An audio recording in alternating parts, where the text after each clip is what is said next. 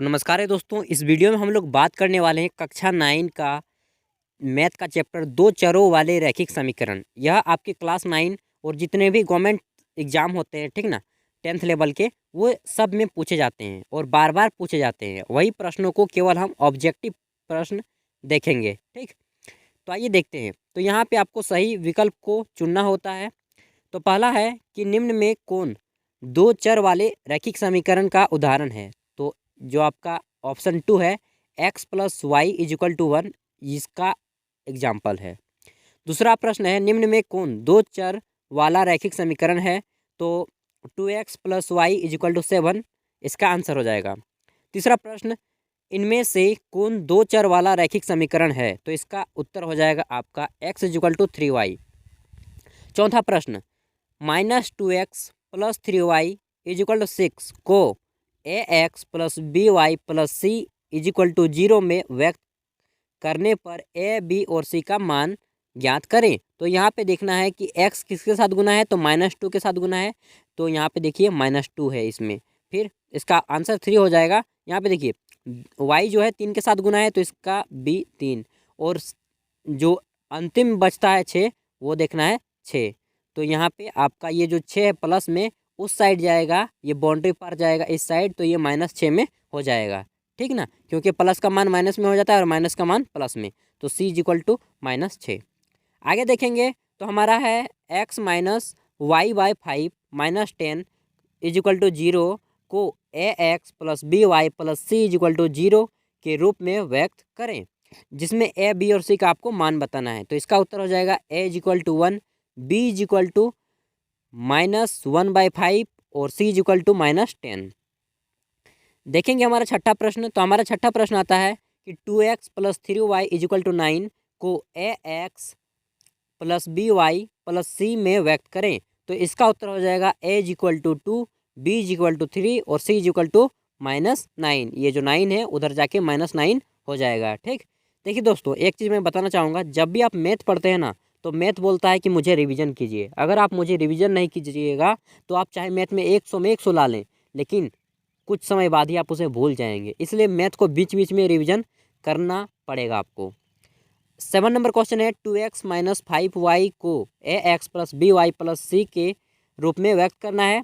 तो यहाँ पे a b और c का मान हो जाएगा a is equal to 2, b is equal to 5, c is equal to 0। आठवां क्वेश्चन, समीकरण y इज इक्वल टू 3 का दो चरों वाले समीकरण के रूप में व्यक्त करें। तो इसका उत्तर हो जाएगा आपका x is equal to 0, y x, यहाँ पे सिर्फ आप लिख दीजिए x गुने 0, ठीक ना, plus y is equal to 3। अगले देखेंगे तो हमारा आता है समीकरण 5 इज इक्वल टू 2x को ax plus B Y plus c is equal to 0 के रूप में लिखें। तो इसका उत्तर हो जाएगा आपका a का मान आ जाएगा यहाँ पे 2, क्योंकि ये x के साथ गुना है। y यहाँ पे नहीं है, तो y नहीं है, तो b इज इक्वल टू 0 हो जाएगा। और 5 है ये प्लस में, और उस साइड जाएगा तो क्या हो जाएगा -5, तो ये हो जाएगा c is equal to 0, option 1। 10 number question, समीकरण x minus 4 is equal to 3y को ax plus B Y plus c is equal to 0 के रूप में लिखने पर a, b और c का मान क्या होगा। तो इसका उत्तर हो जाएगा a बराबर 1, b बराबर -√3 और c बराबर -4, ठीक। आगे देखेंगे तो यहाँ पे बोला जा रहा है कि एक नोटबुक की कीमत एक कलम की कीमत से 2 गुनी है। यानी कि कलम का मूल्य अगर x रुपया है तो नोटबुक की कीमत कितनी होगी। नोटबुक की कीमत हो जाएगा आपका 2y, ठीक। मान लीजिए नोटबुक की कीमत 10 रुपया है, तो कलम की कीमत जो है आपका 5 रुपया होगा। तो 5 को 2 से गुना करेंगे तभी ना वो बराबर होगा, ठीक। वही बोला जा रहा है को इस कथन को निरूपित करने के लिए दो चरों वाला एक समीकरण प्रस्तुत करना है। तो यह जो सही होगा आपका हो जाएगा x minus 2y is equal to 0, ठीक। x मान लीजिए 10 है और ये आपका कलम है 5 रुपया, तो 5 को अगर हम 2 से गुना करेंगे तो ये 10 हो जाएगा, और 10 में 10 गया तो 0, ठीक। और वैसा ही आपको ये सब जितने भी समीकरण होते हैं उसी टाइप के बनाने होते हैं। आगे देखेंगे तो हमारा 12वां आता है कि y is equal to 3x plus 5 के लिए कौन सा विकल्प सत्य है। तो यह अपरिमित रूप से अनेक हल हैं, ठीक। आगे देखेंगे तो हमारा आता है कि जब x is equal to 2 y is equal to 1 तो समीकरण 2x plus 3y is equal to के में k का मान क्या होगा। तो यहाँ पे k का मान आपका निकल के आएगा 7। 14 नंबर क्वेश्चन को मैंने नहीं सिखाया दोस्तों, और 15 नंबर को भी इसलिए मैंने इसको गोल घेरा लगा दिया है। अगर आपसे बन जाए तो मुझे कमेंट में बताइएगा, मैं आपकी थोड़ी तारीफ़ कर दूंगी यार, क्योंकि देखिए कर दूंगा या कर दूंगी जो भी है। तो चलिए देखते हैं, निम्न हलों में कौन समीकरण x minus 2y is equal to 4 का हल है। तो यह उत्तर हो जाएगा आपका x इज इक्वल टू 4 और y इज इक्वल टू 0। आगे देखेंगे तो हमारा आता है कि निम्न हलों में कौन समीकरण x plus 2y is equal to 6 का हल है। तो यह उत्तर हो जाएगा आपका x is equal to 2 y बराबर 2। फिर देखेंगे तो इसी ही प्रकार का प्रश्न है कि निम्न हलों में कौन समीकरण 4x plus 3y is equal to 12 का हल नहीं है। तो ये जो है ये इसका हल नहीं है, 6,4 ये इसका हल नहीं है। आगे देखेंगे तो हमारा आता है x plus y is equal to 4 का हल क्या है। तो इसका हल हो जाएगा x is equal to 1 y is equal to 3। Next हम देखेंगे तो हमारा आता है x plus y is equal to 7 का हल नहीं है। इनमें से कौन सा हल नहीं है।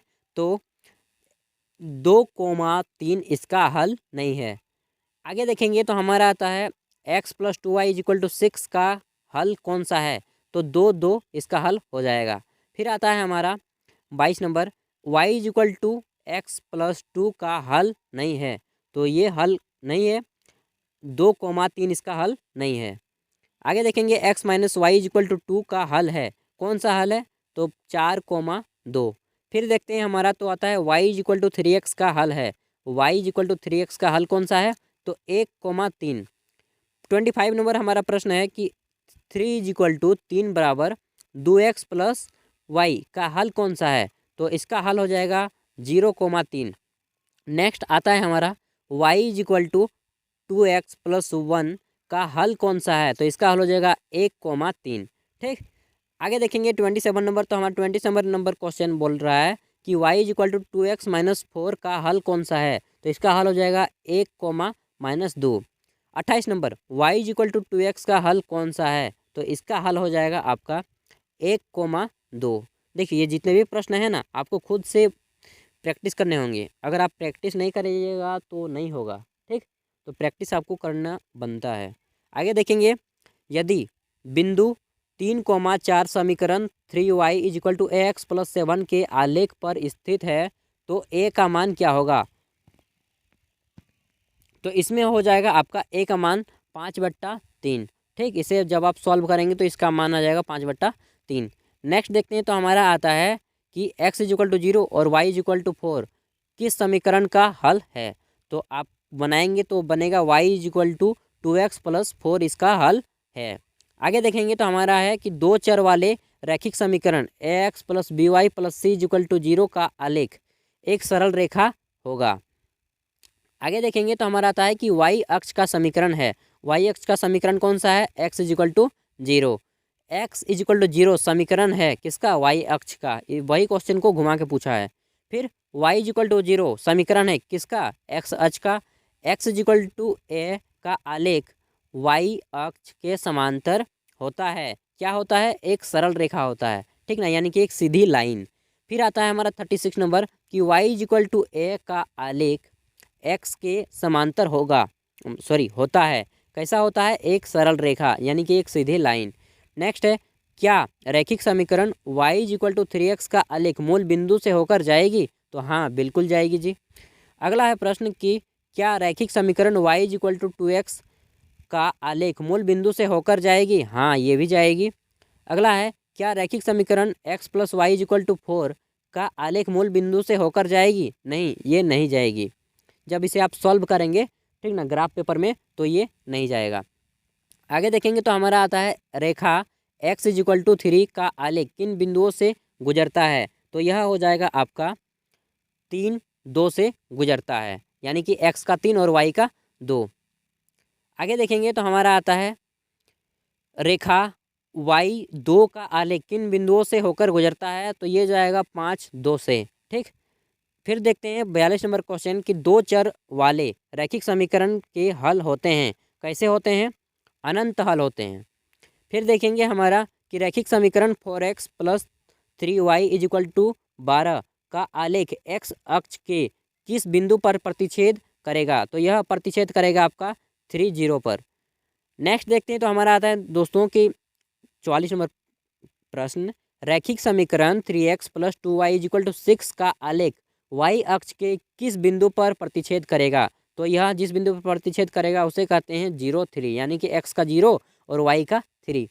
ठीक, दिया गया आलेख किस समीकरण का है? तो यह जो आलेख दिया गया है यहाँ पे आपको देख लीजिए, फिगर से पता चल जाएगा, x plus y is equal to 0 का है। ठीक, आगे देखेंगे तो यहाँ पे अब केवल ग्राफ से ही रिलेटेड क्वेश्चन आएंगे कि दिया गया आलेख किस समीकरण का है? तो ये आज जो आप आलेख देख रहे हैं यह हो जाएगा y is equal to 2x का आलेख है। दिया गया आलेख किस समीकरण का है? तो यहाँ पे आप ग्राफ को देखिए, यहाँ पे आपको पता चल जाएगा कि y is equal to 2x plus 4 का आलेख है। दिया गया आलेख किस समीकरण का है? 48 नंबर क्वेश्चन। तो यहाँ पे आप अच्छे से देखिए तो y is equal to 2x minus 4 का यह आलेख हो जाएगा। ठीक, 49 नंबर क्वेश्चन, दिया गया आलेख किस समीकरण का है? तो इसे आप देख लीजिए, यह जो आलेख है आपका x plus y is equal to 7 का आलेख है। ठीक, नेक्स्ट 50वां क्वेश्चन 50 नंबर कि दिया गया आलेख किस समीकरण का है? तो यहाँ पे देखिए y is equal to x plus 2 का आलेख हो जाएगा। नेक्स्ट हमारा आता है 51 नंबर क्वेश्चन कि दिया गया आलेख किस समीकरण का है? नेक्स्ट यहाँ पे देखिए अच्छा से, तो y is equal to 3x इसका आंसर होगा। देखिए ये जो जितने भी आलेख होते हैं ना, इन सबको आपको पेपर में रफ पेपर में सॉल्व करना होगा, तभी आप अच्छे से क्लियरली बता सकते हैं। नहीं तो अगर आप बहुत ज़्यादा प्रैक्टिस किए हैं तभी आप इनको मुंह देखते ही देखते अपने दिमाग में ही कर लेंगे। ठीक ना, नहीं तो आपको पेपर और कलम की आवश्यकता होगी। तो यहाँ पे बोला जा रहा है कि दिया गया आलेख किस समीकरण का है? तो यहाँ पे देखिए इसमें 4 पॉइंट है, ठीक ना, जो कि एक्स एक्सिस से वाई एक्सिस तक गया है। तो इसका हो जाएगा x plus 2y is equal to 6। ठीक, तो यहाँ पे टोटल इस वीडियो में हम लोग 52 प्रश्न किए दोस्तों। अगर आपका कोई दोस्त पढ़ रहा हो तो प्लीज़ उन तक वीडियो को शेयर कर दीजिएगा। पढ़िए, बेस्ट ऑफ लक, अच्छे से एग्ज़ाम दीजिए और नौकरी भी लीजिए जिन लोगों ने फॉर्म अप्लाई करते हैं। देखिए मैथ बोलता है कि आप मुझे रिवीजन कीजिए, जब तक आप रिवीजन नहीं करेंगे और बेसिक चीज़ें नहीं पकड़ेंगे तब तक मैथ आपका स्ट्रॉन्ग नहीं होगा। ठीक ना, मैंने भी 10th में 97 मार्क्स लाया था, मेरे एक दोस्त ने 100 मार्क्स लाया था, लेकिन क्या हुआ, मैं कभी मतलब कि 3 सालों से मैथ को छोड़ दिया, उसके बाद पकड़ा तो मुझे बेसिक से स्टार्ट करना पड़ा दोस्तों। तो मैं अपना कहानी बता दिया यार। तो आपको भी अगर आप मैथ को छोड़ देंगे ना, चाहे आप कितना ही अच्छा खिलाड़ी क्यों ना हो, 100 में 100 लाए हैं, फिर भी आपको मैथ जब तक रिवीजन ना करेंगे कुछ नहीं होगा। इसलिए रिवीजन को छोड़िएगा नहीं, कोई भी सब्जेक्ट हो रिवीजन मस्ट मांगता है ये। ठीक, तो चलिए फिर मिलते हैं एक नेक्स्ट वीडियो के साथ, तब तक के लिए बाय, धन्यवाद।